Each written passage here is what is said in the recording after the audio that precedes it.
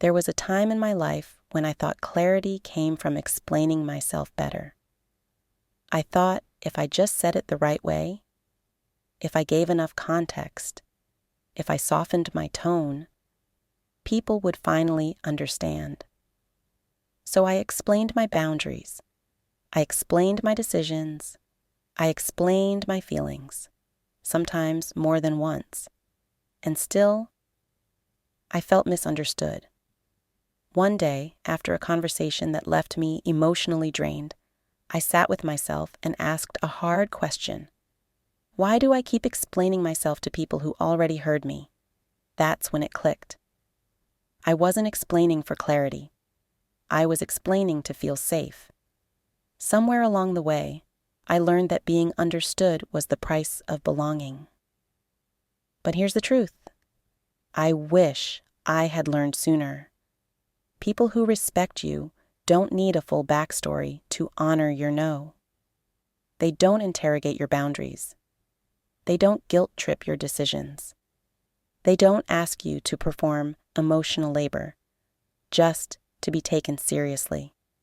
The day I stopped explaining myself wasn't dramatic. It was quiet. Someone asked why I couldn't do something, and instead of a paragraph, I said, "That doesn't work for me." And I stopped talking. My heart was racing. My body expected pushback. But I held the silence. And in that silence, I felt something new. Power. Not the loud kind, the grounded kind. Some people didn't like it. They called me distant. They said I changed. They acted confused. Not because they didn't understand, but because I stopped over-functioning. And that told me everything I needed to know. Over-explaining is often a trauma response. It's what happens when you've learned that your boundaries won't be respected unless you make them palatable. But boundaries aren't negotiations.